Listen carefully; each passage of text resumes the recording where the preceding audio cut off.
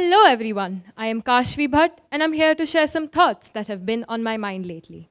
Remember the film series Toy Story, where the toys Woody and Buzz Lightyear had their own little world where they felt joy, fear, and envy when Andy wasn't around?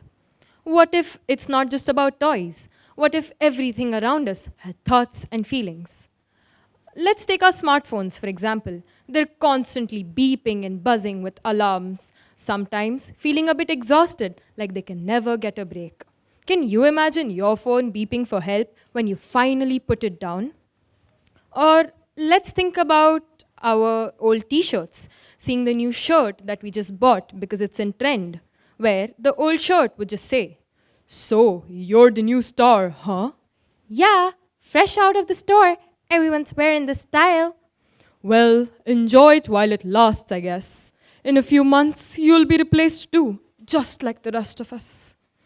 And think about our textbooks, our beloved textbooks. They have borne the weight of our academic years, filled with notes, highlighted passages, and the occasional doodling.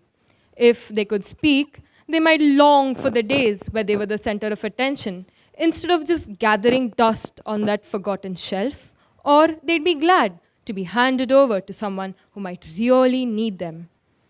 Now, alarm clocks, they're another interesting character. They are the persistent early birds in our lives, ringing day after day after day, unfazed by our groans or the slaps they get when we hit the snooze button. Imagine them feeling a bit annoyed, yet persistent to wake us up no matter what. And then comes our beds. They have comforted us through endless evenings, whether we were quietly imagining or tossing and turning. If they could speak, they'd probably groan when we plop onto them after a depressing day, or murmur in relief when we finally fall asleep. Oh, and of course, they'd have some interesting tales to tell us about our midnight snacks, late night thoughts, and overall how we treat them.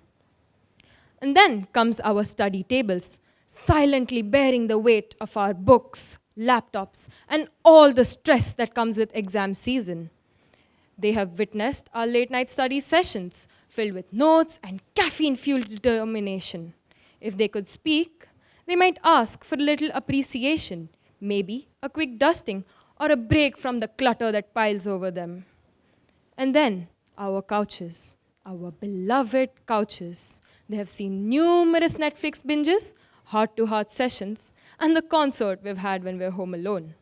If they could speak, they'd be the best therapists in the world.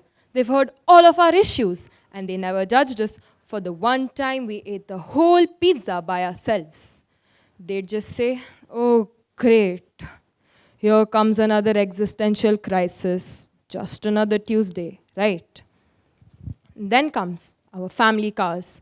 They've seen numerous road trips and school runs and grocery hauls. They might feel proud, like a workhorse, but also a bit wary from all the miles it has traveled. If it could speak, it might remind us of the times it felt overworked, or it got a flat tire, or how we depend on it for many of life's journeys. Now, imagining the inner life of these objects makes us more sympathetic towards the things that we have. Additionally, when we think about objects having feelings, we may be less quick to throw things away and more likely to take care of what we have. Now, let's take an instance. Say you're switching to a new model of the phone that you have, where your phone would just react this way, like, am I not so good enough for you anymore? After all the apps I downloaded for you, after all those pictures I took for you, and after staying strong even though you dropped me to the floor numerous times. Or, why don't you patch up that old t-shirt that you have?